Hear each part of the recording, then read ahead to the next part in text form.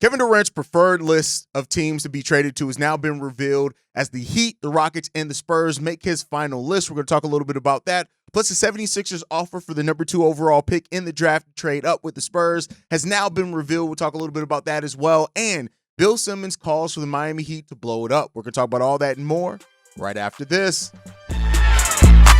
Welcome to the number one place for your daily basketball news and analysis, NBA Central. What's going on, basketball fans? Welcome to another episode of NBA Central, your number one spot for everything basketball related. I'm the host, Tyler Hayes, but more importantly, you guys can follow the channel at NBA Central Pod on every social media platform we happen to be on. With that said, let's go get into this content for today, y'all. So we had a rumored list of teams that were number 1 and number 2 as far as most likely to trade for Kevin Durant yesterday that we talked about. On today's episode, we got new things coming from Shams, who says this: the Miami Heat, San Antonio Spurs, and Houston Rockets are 15-time All-Star Kevin Durant's preferred trade destinations out of Phoenix.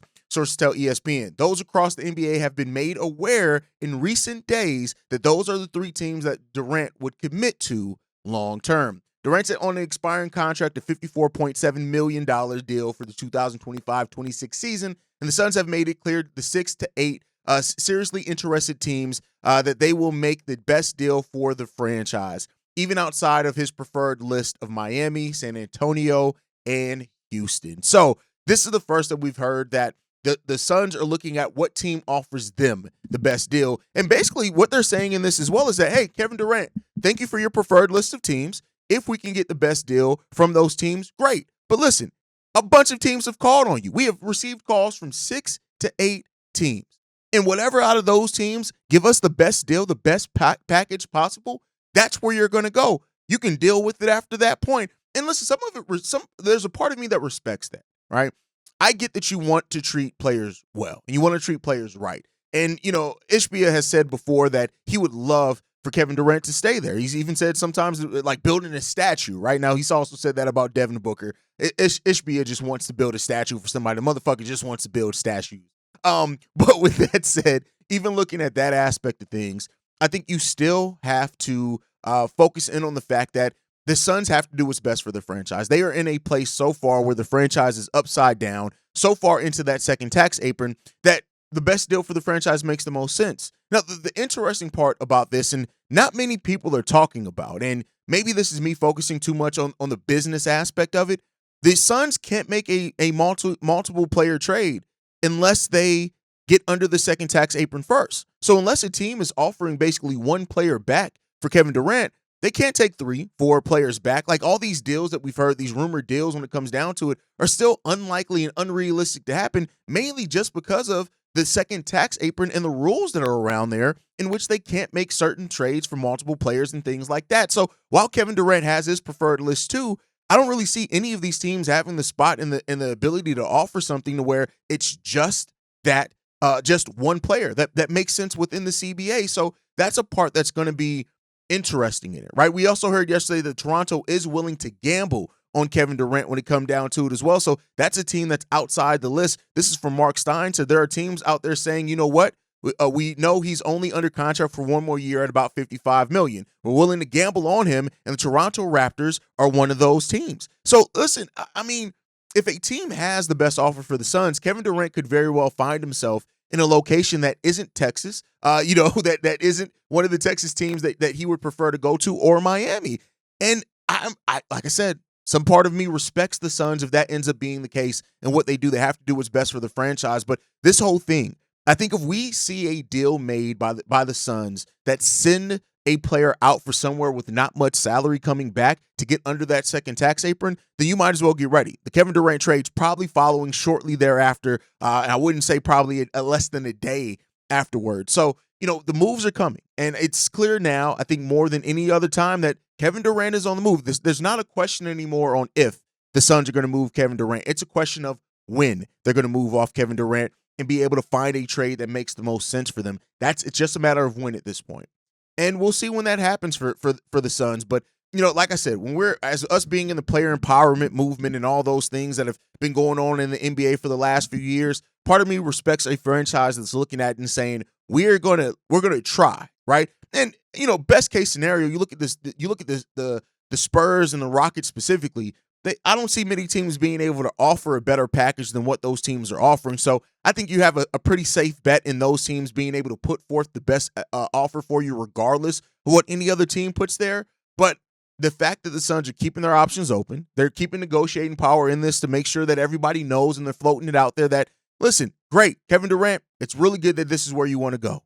But that doesn't mean that that's where you're going to go, my boy, because we hold the power in this trade. So, and we'll see. Now, Kevin Durant, of course, has the flexibility of saying, bet I won't sign with a team if it's not one of these teams. But, for a team like the Toronto Raptors that are willing to say, hey, we're willing to bet on a 1-year rental for you and let it be what it's going to be, which they did with Kawhi already. So, that has another layer into this trade scenario and talk as well. But, guys, let me know what you guys think on this down below. Will the Suns move Kevin Durant to one of the teams that are not his preferred destination? Or do you think it's for certain he's going to wind up in either the Rockets, Miami, or the San Antonio Spurs, which, hey, Minnesota, unfortunately, seems like you may be on the outside looking out in that one, but we'll see. We'll see what happens there. But moving into the next topic that we have here, we do have some talk that the Philadelphia 76ers, and we talked about this a couple of days ago, have conversations with the Spurs to move up one spot and flip-flop those picks with the Spurs, mainly because they have a player on their mind. So now we know a deal that could be presented out there that's a chance of happening. This one comes from Clutch Points that says this. The 76ers would get Jeremy Sohan in the 2025 the second pick in the 2025 draft, whereas the Spurs will receive Kelly Oubre Jr. and the number 3 pick. Now, this deal makes sense for the 76ers more than anything else. If they want to move up and get Ace Bailey, cool. Good, you got him, right? If that's what they want to do, or they want to get VJ Edgecombe or whoever else it is, great. It is what it is when it comes down to that. And if Daryl Morey, who is somebody who's not afraid to make deals that make some sense or does not make sense or whatever else it is to get his guy, he's a GM that would definitely do that and not worry about it at all. He would do that move and get it done. So but the question is why would the Spurs do that, right? If they want to move up and get Dylan Harper, do the Philadelphia 76ers, which there is a gap, I think, between Dylan Harper and Ace Bailey, depending on how you look at that, the situation, even though the role, like what you have in Tyrese Maxey and Jared McCain, does that make the most sense? I think Ace Bailey would fit into that more seamlessly. But anyway, right? Is Kelly Oubre Jr. enough to get that done? If it is, you do that trade every single day.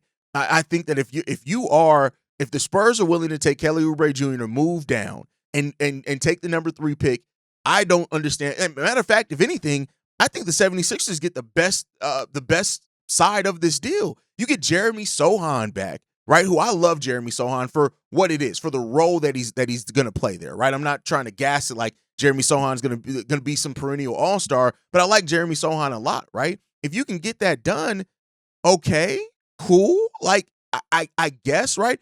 It makes sense, but the question about the roster is like, all right, what's going to happen with Jared McCain? What's going to happen with Tyrese Maxey if that's what you end up doing and you move up in the draft so that you can get Dylan Harper? I mean, I guess if you're 76ers and you just want the most bites at the apple with the best talent possible, great. But I have questions on why the Spurs would do this deal. This deal to me just does not make any sense for me. Yeah, they get a veteran in Kelly Oubre Jr., but what does he do that Keldon Johnson or Devin Vassell can't do? I don't get that personally for when it comes down to it. I think you also have Harrison Barnes there as well, who as a veteran piece can do some of those things as well. Like, I just don't get what this deal does for the Spurs unless the Spurs are just content with picking up an additional asset and moving down to number 3. But I'm somebody who I like to look at any rumor deals. How does it help both teams? And this is something that I look at and I say, I don't see how this helps both teams personally, but maybe I'm missing something on this. And I'd be willing to admit that that's the case. I just don't see why this works for the San Antonio Spurs. Now, if they're making a subsequent move, if they are the team that's landing Kevin Durant without giving up the number 2, maybe having a veteran piece there makes more sense in Kelly Oubre Jr. while still getting a young asset in the number 3 pick. But I don't know. Maybe that's just me. Maybe I'm missing something here. I don't see what this does for the Spurs other than just moving back one. But hey, that's why I have you guys. You guys let me know down below in this rumored deal, right, that would send Jeremy Sohan and the number 2 to the 76ers in exchange for Kelly Oubre Jr. and the number 3.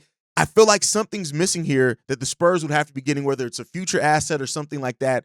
But let me know if you guys think I'm tripping on that down below. With that said, last topic of the day, Bill Simmons. Bill Simmons talks about the Miami Heat blowing it up. Now, interesting enough, they are one of the teams on Kevin Durant's rumored preferred list, and I don't know how that changes things when it comes down to it, but Bill Simmons says this: I had a couple of Miami fans in my life, and they are furious that I wanted to blow up the Heat. And I'm like, why? You guys are going to go 42-40 the next 5 years. You're going to pay Tyler Herro, what, $55 million a year?